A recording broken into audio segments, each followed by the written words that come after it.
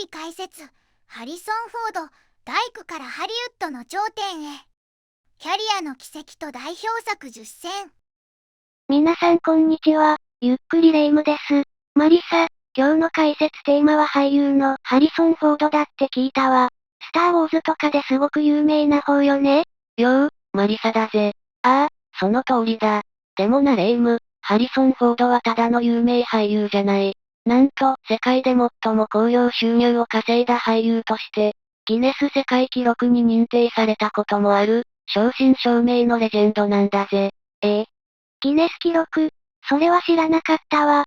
きっと若い頃からエリート街道まっしぐらだったのね。それが面白いところなんだぜ。実は彼、俳優としてすぐに芽が出たわけじゃなく、家族を養うために大工として働いていた時期があるんだ。その大工の仕事がきっかけで、運命が変わることになるんだぜ。大工さんから世界的な俳優に、すごいわ。ますます興味が湧いてきた。だろ？というわけで今回は、ハリソン・フォードが大工から頂点へと上り詰めた奇跡を、彼の代表作とともにランキング形式でじっくり解説していくぜ。第10位、アメリカン・グラフィティ、1973年。早速行くぜ。第10位は、1973年に公開された映画、アメリカン・グラフィティだ。この作品こそ、ハリソン・フォードのその後の運命を決定づけた、キャリアの超重要作なんだぜ。運命を決定づけた？でも、主演は別の方なんでしょ？どうしてそんなに重要な作品なの？いい質問だぜ、レ夢ム。理由は大きく2つある。一つは、この映画の監督がジョージ・ルーカスだったこと。そしてもう一つは、彼がこの役を得た経緯が、まさしく大工としての経験と深く結びついていたからなんだ。ジョージ・ルーカスって、スター・ウォーズの監督じゃない。それに、また大工の話が出てくるなんて、一体どういうことなの？その通りだぜ。まず映画について説明するな。アメリカン・グラフィティは、1962年の夏の終わりを舞台に、若者たちの一夜の出来事を描いた群像劇だ。フォードが演じたのは、主人公たちにレースを挑んでくる挑戦的で自信家な、ストリートレーサー、ボブ・ファルファっていう役だぜ。出演シーンはそこまで多くないんだが、強烈な印象を残す役どころだったんだ。実は当時、フォードは俳優業だけでは食べていけなくて、大工の仕事で生計を立てていた。その腕は確かで、映画プロデューサーの自宅の改築などを手掛けていたんだ。そんなある日、キャスティングプロデューサーが若手俳優を探している時に、大工仕事をしているフォードの姿が目に留まった。そのプロデューサーがルーカス監督にファルファ役にぴったりな奴がいる、と紹介したことで、出演が決まったんだぜ。すごい。もし大工の仕事をしていなかったら、この役はもらえなかったかもしれないってこと？まさに事実は小説よりきなり、ね。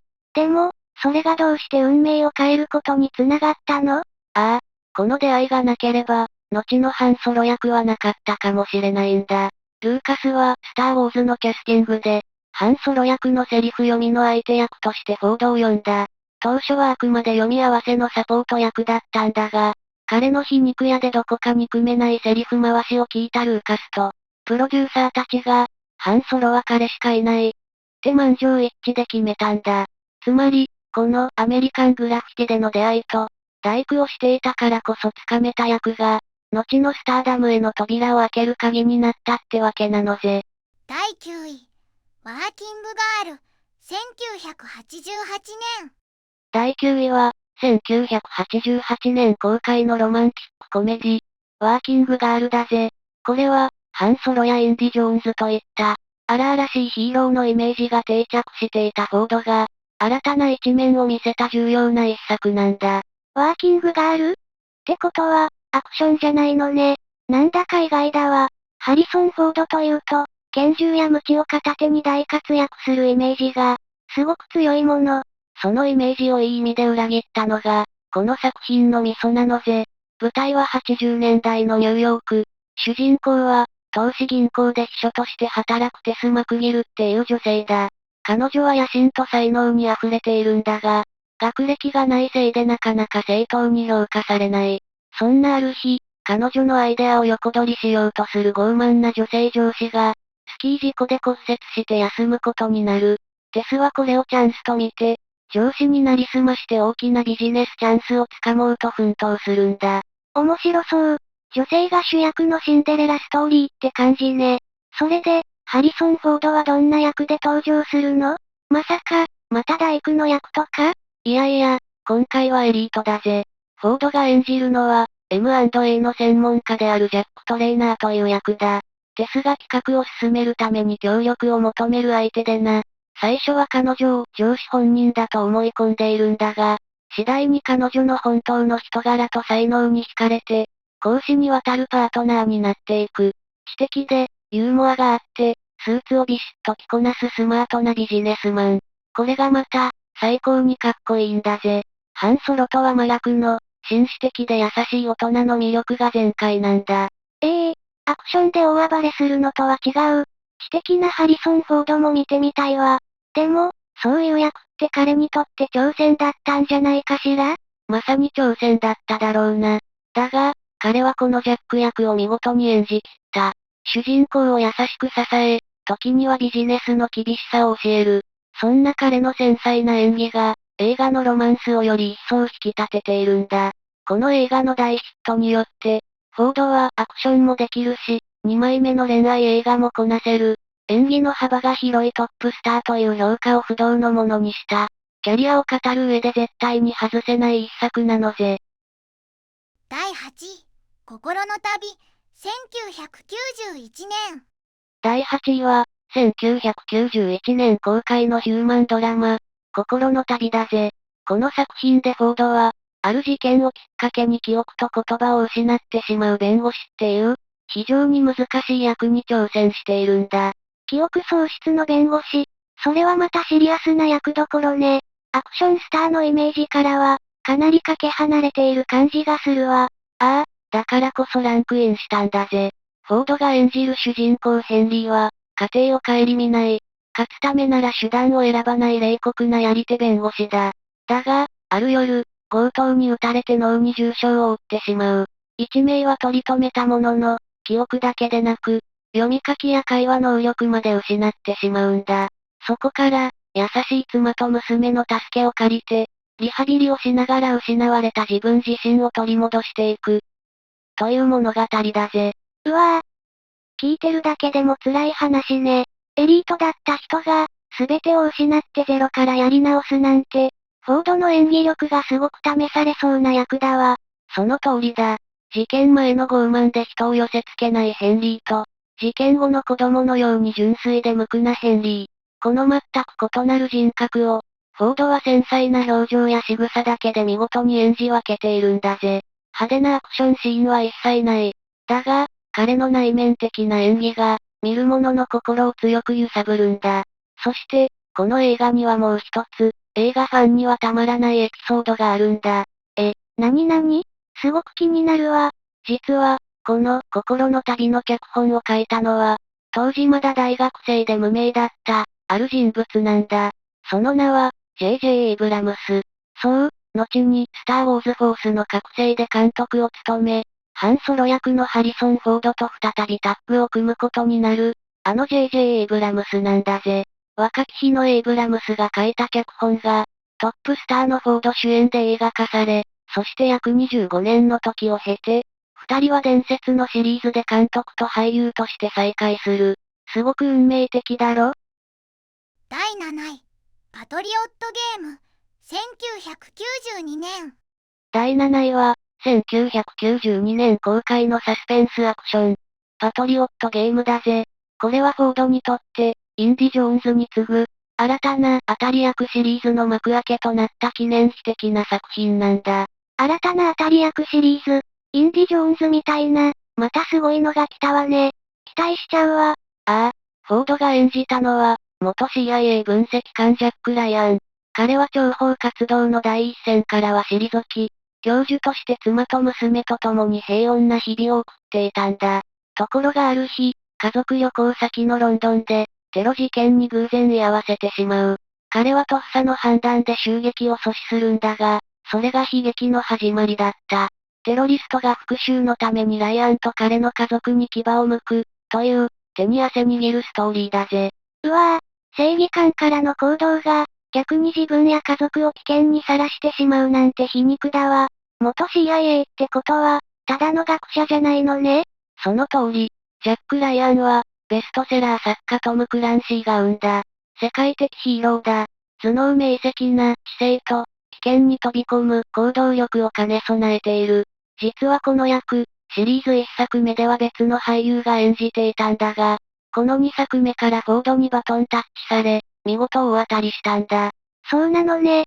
ただ強いだけじゃなくて、愛する家族を守るために戦うっていうのが、ハリソン・フォードの持つ父親のイメージにぴったりハマったのかしら。知的な部分と力強さが融合したような役ってことね。まさにその通りだぜ。家族を大切に思う父親の顔と、脅威に知力と体力で立ち向かう元エージェントの顔。この二面性を見事に体現し、多くの観客の共感を呼んだんだ。この成功で自作も続投し、ジャック・ライアンは彼のキャリアを代表するキャラクターになった。だからこその第7位なんだぜ。第6位、エアフォースワン、1997年。第6位は、ハリソン・フォードの戦う男のイメージを、ある意味究極の形で体現した一作だ。1997年公開の、ノンストップアクション超大作、エアフォースワンだぜ。エアフォースワンって、確かアメリカ大統領の専用機のことよね。ってことは、今度の舞台は空の上なの。しかも大統領が関係するなんて、スケールが大きそう。その通り。そして、フォードが演じた役は、なんとアメリカ合衆国大統領そのものだぜ。物語は、ロシアでテロとの断固たる決別を宣言したジェームズ・マーシャル大統領が、大統領専用機エアフォースワンで帰国の途に就くところから始まる。しかし、その機内に潜入していたテロリスト集団が、機をハイジャック。乗員乗客を人質に取り、アメリカ政府に捕らえられている独裁者の解放を要求するんだ。大統領専用機がハイジャックされるなんて、前代未聞の事態じゃない。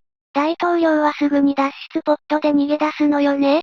じゃあ、主役は別の人？普通はそう思うよな。だが、このマーシャル大統領は違うんだぜ。彼は専用ポットで脱出したと見せかけて、実は機内に一人潜伏していたんだ。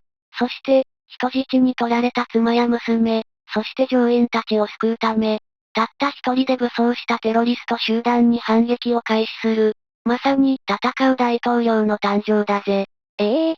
大統領自らが戦うの。いくらなんでも無茶よ。SP とか軍隊の仕事じゃないの。それがこの映画の最高にクールなところなんだ。実はマーシャル大統領は、ベトナム戦争で輝かしい功績を挙げた元軍人で、名誉勲章の受章者っていう裏設定がある。だから、ただの政治家じゃない。国のトップとしての冷静な判断力と、百戦錬磨の兵士としての戦闘能力を兼ね備えた、史上最強の大統領なんだぜ。俺の飛行機から降りろ、っていう名台詞は、大統領としての威厳と、飛行機を不法占拠されたことへの個人的な怒りが爆発した。この映画を象徴する一言だ。この作品の大ヒットで、頼れるリーダーとしての、フォードのイメージは決定的なものになったんだぜ。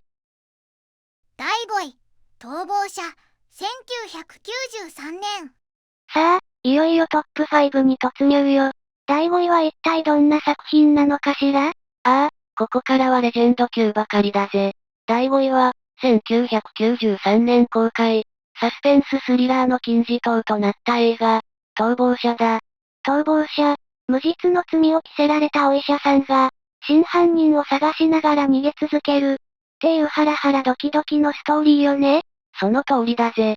フォードが演じたのは、優秀な血管外科医リチャード・キンブル。ある夜、妻を殺害され、彼自身が犯人として死刑判決を受けてしまう。しかし、護送中の列車事故で脱線し、九死に一生を得たキンブルは、執拗な追跡から逃れながら、妻を殺した片腕の男を見つけ出し、無実を証明するために孤独な戦いを開始するんだ。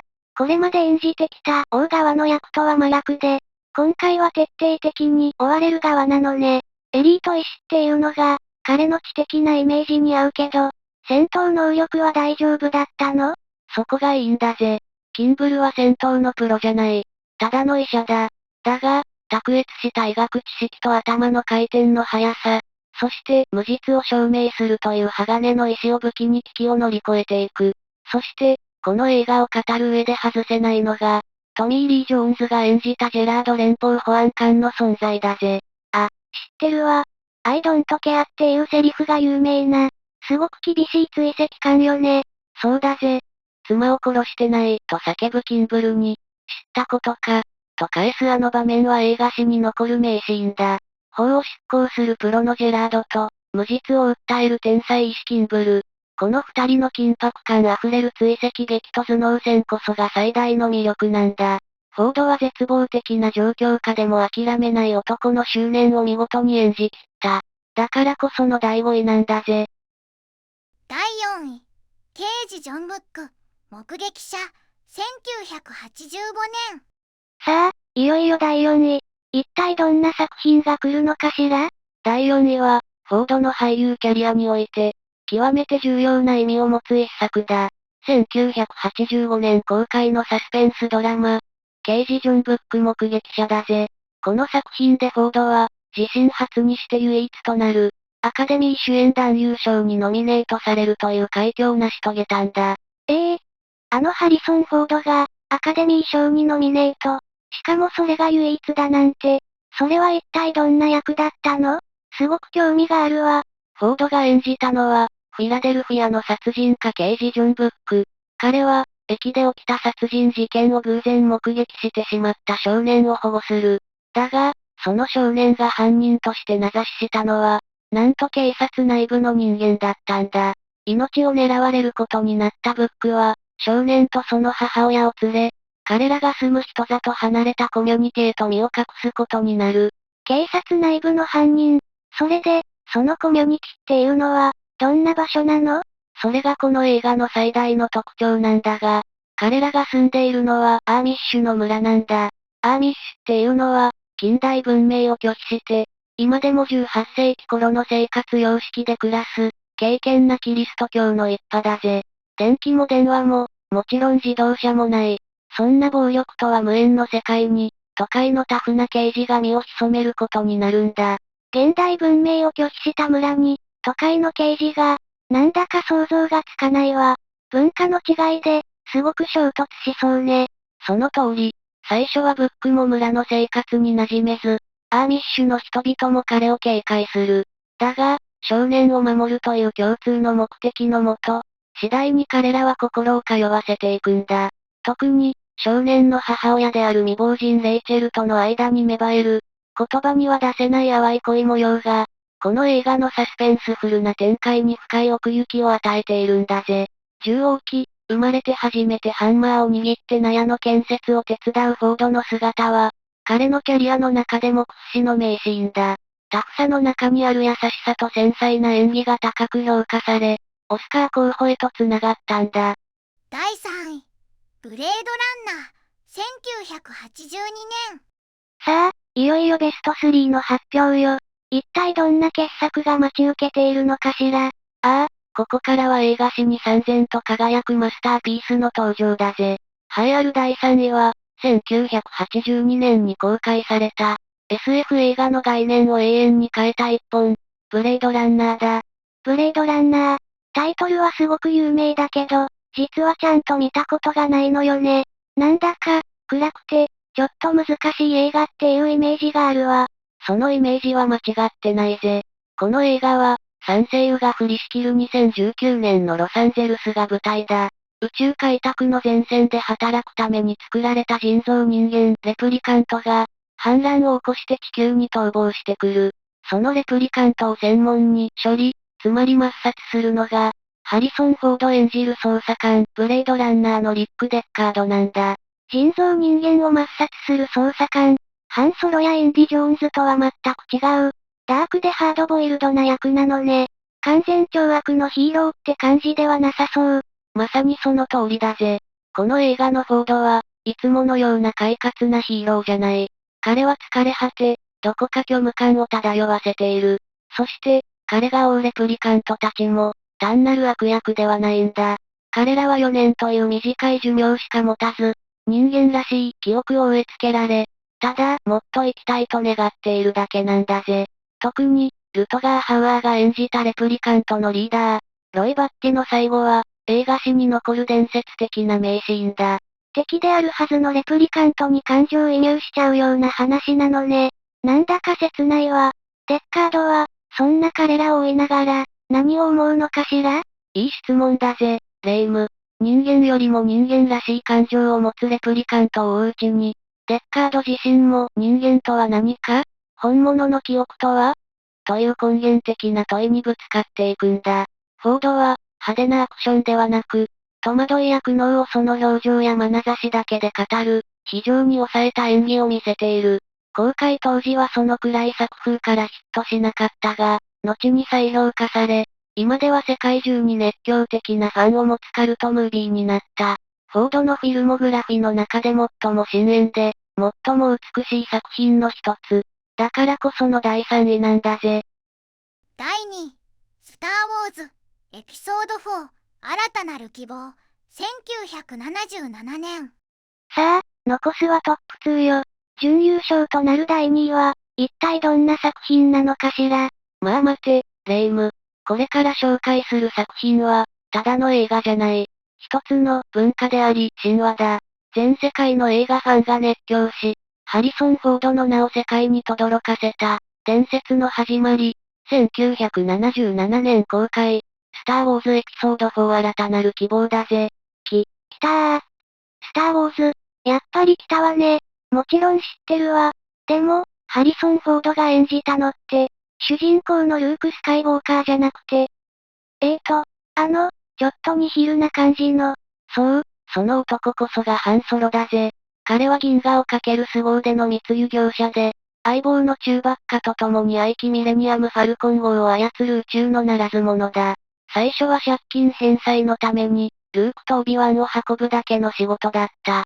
正義感とか、帝国を倒すとか、そんなことには全く興味がない。報酬は前払いだと言い放つような、リアリストで皮肉屋なキャラクターなんだ。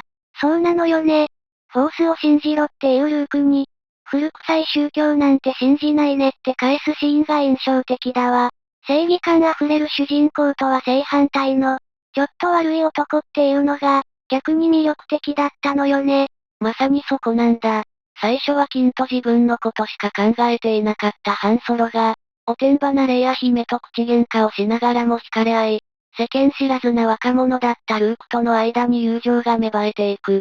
そして物語のクライマックス、帝国軍の最終兵器デススターへの攻撃作戦の直前で、彼は一度仲間の元を去るんだ。報酬はもらったって言ってな。そこで去っちゃうの。ひどいわ。だが、それで終わらないのがハンソロだ。絶体絶命のピンチに陥ったルークを救うため、土壇場で戻ってくる。百砲、っていう歓声とともに現れるファルコン号の姿は、映画史に残るカタルシスだぜ。この完璧じゃないヒーローが、観客の心をわしづかみにしたんだ。大工の仕事をしながらチャンスを待っていた無名の俳優が、この一作で銀河系のスターになった。まさに伝説の始まり。だからこその第2位なんだぜ。第1位、レイダース、失われたアーク、1981年。スター・ウォーズ、ハンソロが2位なんて、もうこれ以上はないんじゃないかしら。あのクールでニヒルな宇宙のヒーローを超える役が、ハリソン・フォードにあったなんて信じられないわ。